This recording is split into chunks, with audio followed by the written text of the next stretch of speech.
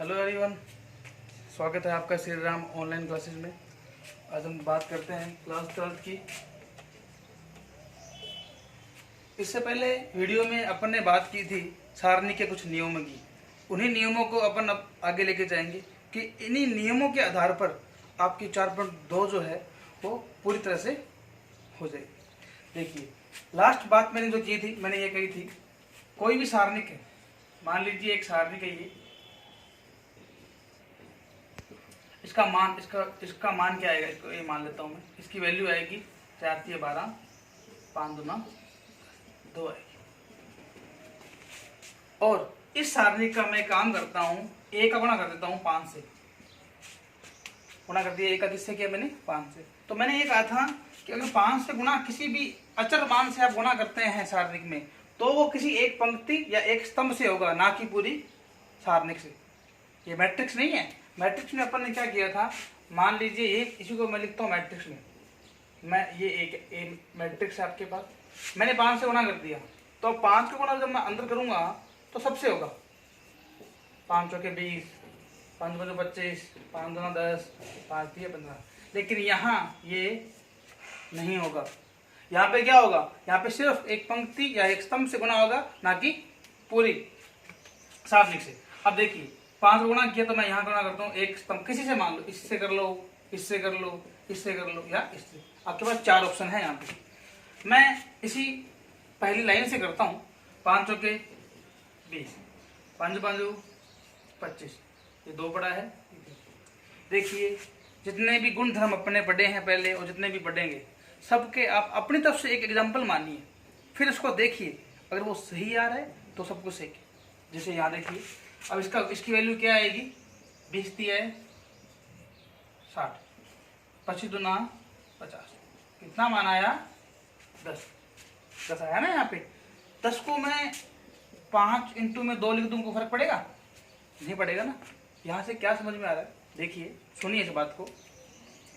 किसी भी सारणिक को अगर कोई अचर मान से गुणा कर दें, तो सारणिक के जो मान हैं उसको अचर से गुणा कर दो। यानी कि 2 का 5 से गुणा करेंगे तो क्या आएगा? 10। यही तो आ रहा है आपके पास। समझ में आई बात? मतलब कहना क्या चाह रहा है, ये कह रहे हैं कोई सारणिक है, किसी अचर मान से गुणा कर दो, तो सारणिक के मान को भी उस अचर मान से गुणा कर दो। बात एक ही, उत्तर वही आएगा। जैसे यहाँ पे उत्तर ये 2 था, मैं इसका 5 से गुणा कर रहा हूँ, 10 आ गया।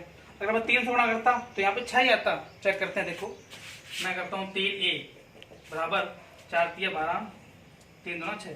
अब मैंने ये कॉलम लिया है, ठीक है, ये स्तंभ लिया है मैंने। 3 चौके 12, 3 2 6, ये 5 और 3 पड़ेगा। 12 3 36, 6 5 30। वैल्यू कितनी आ गई? 6, जो कि आपको पहले से पता थी। इस तरह से इसको करते हैं। अब इसके बाद में जो नियम है उसकी बात करते हैं। अब नेक्स्ट नियम आपका ये है कि कोई सारणिक है, कोई एक सारणिक है, लैंग्वेज बुक में भी लिखी हुई है, अपन सिर्फ एग्जांपल देखते हैं। कोई सारणिक है तो कह रहा है कि कोई सारणिक है, जैसे A1 D1, ये B1 है, B2 C2, B3 C3, A2 मतलब किसी भी सारणिक में कोई भी पंक्ति या कोई भी स्तंभ, कोई भी पंक्ति में कोई एक एलिमेंट है, वो 2 संख्याओं का जोड़ है, तो उसको आप अलग भी कर सकते हैं। कैसे? देखिए, अपन जैसे करते हैं, 6 लिखा हुआ है, क्या इसको मैं 4 प्लस में 2 कर दूंगा तो फर्क पड़ेगा इसमें? नहीं पड़ेगा। अब ये बात समझ में नहीं आती। एग्जाम्पल लेते हैं अपन। मेरे पास एक सारणिक है 4 5 6 3 2 1 6 1 1। अब ये कॉलम लिया है मैंने, आप कुछ भी ले लो, कोई फर्क नहीं पड़ने।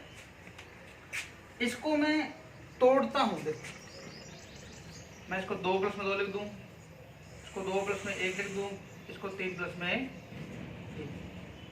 क्या सही है? नहीं है। ये गुणधर्म ये है, किसी भी सारणिक में पंक्ति या स्तंभ में जो अवयव लिखे हुए हैं, जो एलिमेंट लिखे हुए हैं, उनको अगर जोड़ के रूप में लिखे हुए हैं वो, तो आप उनको उसी क्रम में अलग कर सकते हैं। कैसे? देखिए, इसको मैं क्या लिख सकता हूँ, देखिए यहाँ पे A1 A2 A3, A1 इसको लिया मैंने, A1 A2 A3 को यहाँ लिख लिया, बाकी ये B1 B2 B3 C1 C2 C3, यहाँ प्लस है तो यहाँ भी क्या लगेगा प्लस, ये D1 D2 और D3 D1 D2, बाकी ये चीज़ें सेम वहाँ भी आएगी, B1 B2 B3 C1 C2। कहने का मतलब ये है इसका मान और इन दोनों का जोड़ बराबर आएगा। अपन इसको प्रूव करते हैं, देखिए अब मैं इसको, अब इस पहले इसका मान निकाल लो, आप क्या आएगा, निकाल निकाले इसका मान, करते हैं इसको, 1 मिनट की मान निकालते हैं। मान निकालने के लिए मैंने आपको बताया था सारूस डायग्राम, तो उसी का यूज करें, वो ज़्यादा बेटर है। अब 1 2 3 1 2 3 1 यानी कि पहला कॉलम फिर आ जाएगा यहाँ पे, फिर दूसरा कॉलम आएगा, बस। अब आप इस तरह से इसका गुणा कर दीजिए, आसान यही रहता है करने को। आप बेसिक अपन करते हैं, एक कॉलम या रो को लेकर कर लेते हैं, उसमें प्लस माइनस का चक्कर थोड़ा रहता है, क्योंकि आपके लिए नया है, हम तो उसी से करते हैं, लेकिन आपके लिए नया है तो इसलिए ये आपका सिंपल रहेगा। इसी प्रकार आप ये कर दीजिए, पहले करते हैं 4 दूनी 8 8 एकम 8 प्लस 5 एकम 5 6 5 30 प्लस 6 3 18 18 एकम माइनस 6 दूनी 12 12 छिक्के 72 1 एकम 1 1 चौके 4 1 3 दिया 5 दिए 15 15 4 19 19 और 2 21, ये हो गया 91 माइनस 18 और 8 26 और 30 हो गए 56। जब इसमें घटेगा तो ये बनेगा कितना आएगा, 35 आएगा क्या, बिल्कुल माइनस का क्या आएगा 35। ये आपके पास लेफ्ट हैंड साइड आया है, ठीक है। देखिए आगे इसी को अब मैं क्वेश्चन को मैंने आप लिखा हुआ था, मैंने ये बराबर मैंने ये लिखा था, तोड़ा था मैंने इनको 2 + 2 के रूप में, 2 + 1 रूप में, 3 + 3 रूप में, बाकी ऐसा कैसा 5 पड़ा है, 6 पड़ा है, 1 1 पड़ा है, 2 पड़ा है, 1। अब इसको तोड़ते हैं, जो आपको जो नियम है उसको लिखते हैं। देखिए 2 2 3 फिर 5 2 1 6 1 1 प्लस 2 1 3 5 2 1 6 1। अब ये मान निकालने हैं, इन दोनों का जोड़ कितना आएगा 35। ये आपको दिया हुआ है, चेक करते हैं सही है गलत है। देखिए ये भी वैसे ही करना है आपको, पहले इसको सॉल्व कर लेते हैं, यहाँ करते हैं इसको सॉल्व। 2 2 3 5 2 1 6 1 1 फिर 2 2 3 5 2 1 2 2 4 4 एकम 4 प्लस 5 एकम 5 5 3 15 प्लस 6 दूनी 12 12 एकम 12 माइनस वही उसको उल्टा करो, 3 दूना 6 6 को 36 1 एकम 1 1 दूना 2 1 दूना 2 5 दूना 10, छोड़ दो इसको, कोई दिक्कत नहीं इतना। अब इसको सॉल्व करते हैं, इसको भी यहाँ पर उसमें लिख देता हूँ मैं। 2 1 3 5 2 1 6 1 1 2 1 3 5 2 1, ये 2 दूना 4 4 एकम 4 5 एकम 5 5 दिए यहाँ 15 6 एकम 6 6 एकम 6 माइनस इस फॉर्म में भी लिखेंगे अपन, ये लिखिए 3 दूना 6 6 को 36 1 एकम है 1 दूना 2 5 एकम 5 5 एकम 5, इस तरह हो गया ना ये। अब इसको जोड़ते हैं, सभी पूरे को जोड़ लेते हैं। 12 और 15 27 और 4 31 माइनस 36 और 2 38 और 10 कितने होते हैं 48, 15 और 6 21 और 4 कितने होते हैं 25, 36 और 2 38 और 5 कितने होते हैं 43। देखिए बेटे कि 25 और 31 कितने होते हैं प्लस के 56, 43 और 48 कितने होते हैं 91। जब घटाव करेंगे तो आंसर कितना आएगा, बात समझ में आई ना। इस तरह से करना है। देखिए मतलब कुल मिला के बात यही है, कोई भी आपके पास एक सारणिक दे रखी है, कैसी भी दे रखी है वो, तो उसको आप तोड़ सकते हैं, कोई दिक्कत नहीं आएगी। उसी क्रम में तोड़नी, क्रम नहीं बदल सकते आप। देखिए कैसे,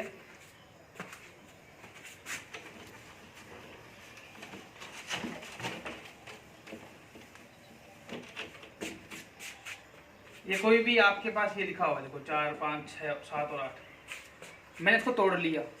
कैसे? मैं तोड़ने को क्या कर रहा हूँ, यहाँ पे अब इसको तोड़ रहा हूँ। 2 इसमें 2, 2 प्लस में 3, 7 और 8। इसको अलग अलग कर दो ना, क्या दिक्कत है? ये 2 है, ये 7 है, ये 2 है, ये 8 है, प्लस है तो प्लस है, 2 है और 7 है, 3 और 8 है। अब इन दोनों का आंसर, इसका आंसर सेम आएगा। चेक कर लो, 8 चौके 32, 7 5 35, माइनस का 3 आया। चेक करो, 16 और 14, 16 माइनस में 14, 8 2 16, 7 2 7 ये 21, 16 16 कितने होते हैं? 32, 21 14 कितने होते हैं? 35। यहाँ भी तो यही है, ठीक है, ध्यान रखेंगे। ये आपका गुणधर्म नियम 5 था। अब नियम नंबर 6 जो है इसका, नेक्स्ट नियम जो है वो देखते हैं। कह रहा है कि एक सारणी का आपके पास कैसी भी है, वो 1 है, 2 है, 3 4 6 2 1 2। कहता है किसी भी रो, किसी भी कॉलम, किसी भी पंक्ति या किसी भी स्तंभ में, देखो जैसे ये है, मैं काम करता हूँ, इस पूरी कॉलम को कुछ गुना करता हूँ, कर दिया। गुना करने के बाद मैं इस पहले स्तंभ में जोड़ देता हूँ। 1 3 2 6, ये ठीक है। 4 2 4, 1 4 2 8, ये 2 पड़ा है, ये 6 पड़ा है, ये 2 पड़ा है, इसको छेड़ना नहीं। इसका उत्तर और इसका उत्तर सेम आएगा, कोई फर्क नहीं रहेगा इस पर। देखिए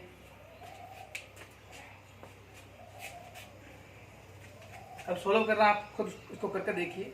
इस नियम आपका 6 यही था कि कोई भी आपके पास कॉलम है, रो है, ये देखो A B C D, मैं काम करता हूँ, इस CD को गुणा करता हूँ E से, कर दिया। करके इसको जोड़ना है, A plus CE B plus DE, ये वैसे का वैसा, इसको नहीं छेड़ना। इसमें चेंज नहीं कर रहा हूँ मैं चेंज क्या कर रहा हूँ, इसमें गुणा करके इसमें ऐड कर रहा हूँ।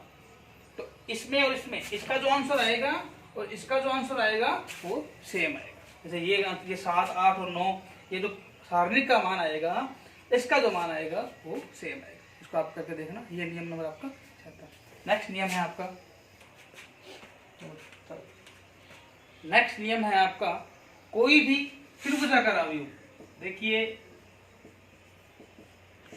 त्रिभुजाकार अवयव के बारे में मैंने आपसे बात की थी, ये 30 चैप्टर की बात है, मैंने की थी। त्रिभुजाकार वो होता है जिसमें मुख्य विकर्ण से एक तरफ जो एलिमेंट होते हैं वो 0 होते हैं। तो मान लो ये एलिमेंट कुछ भी यहाँ 1 2 3 है, यहाँ 4 है, ये 2 है, ये 4, ये 0 0, या तो ये 0 0 है या ये 0, उसको बोलते हैं त्रिभुजाकार। तो इसमें क्या बन रहा है, एक त्रिभुज बन रहा है, ठीक है। तो त्रिभुजाकार सारणिक जो होता है उसका जो मान होता है वो क्या होता है, ये आप याद रखेंगे, विकर्ण का गुणनफल। जैसे ये देखिए 2 3 0, यहाँ पे ट्रायंगल बन रहा है ना, एक बन रहा है। अब इसमें विकर्ण तो यही है, गुणा क्या है, 4 2 8, यही आंसर आएगा। क्यों आएगा, 4 2 8 3 0 0, 0 घटाएंगे फर्क पड़ेगा, नहीं पड़ेगा। तो इसने एक फॉर्मूला बना दिया, एक नियम बना दिया कि भाई अगर त्रिभुजाकार आपके पास अवयव आ गया तो आप पूरा क्वेश्चन मत करो, सिर्फ विकर्णों का गुणा कर दो, वो आपका आंसर। इस प्रकार का नियम इस चैप्टर में है, ये आपको 4.2 में बहुत हेल्प करेगी। इसके अलावा जो कुछ नियम है, सारणिकों का जोड़, सारणिकों का गुणनफल, उसी प्रकार से है जैसे आपको क्लास में बताया हुआ है मैट्रिक्स के बारे में, गुणा वैसा ही है। लेकिन एक बात ध्यान रखें, जो मैंने आपको कहा था, शायद कुछ बच्चों ने क्लास नहीं लगाई होगी, वो जब किसी दो मैट्रिक्स का गुणा करते हैं तो एक बात नोट करते हैं, उसकी क्या, उसका क्रम देखते हैं। क्या देखते हैं, उसका क्रम। और ये m इंटू n है और ये a इंटू b का कोई मैट्रिक्स है, तो क्या देखते हैं, ये जो है इधर वाला, जो ये वाले हैं सेम होने चाहिए, ये और ये बात यहाँ भी लागू होती है। तो ये क्या होने चाहिए, सेम। अगर ये सेम नहीं है तो गुणा इनका पॉसिबल नहीं है। मतलब ये हो गया, कोई मैट्रिक्स है 2 इंटू 3 की, तो यहाँ मैट्रिक्स है 2 इंटू 2 की, तो ये 2 इंटू 3 है, ये 2 इंटू 2 है, 3 2 के बराबर होता है क्या, बराबर है 3 और 2, नहीं होता, बराबर नहीं है, तो ये पॉसिबल ही नहीं है, गुणा इनका हो नहीं सकता। ये आपको ध्यान रखना है, बाकी नियम इसमें सेम है। तो कल से अपन 4.2 के कुछ क्वेश्चन करेंगे और आप घर पे क्वेश्चन को ट्राई करें, इन नियमों को याद करें, इनको प्रैक्टिस में लेके आएँ, एक दो एग्जाम्पल अपनी तरफ से माने, सॉल्व करें। आज के लिए इतना ही, थैंक यू।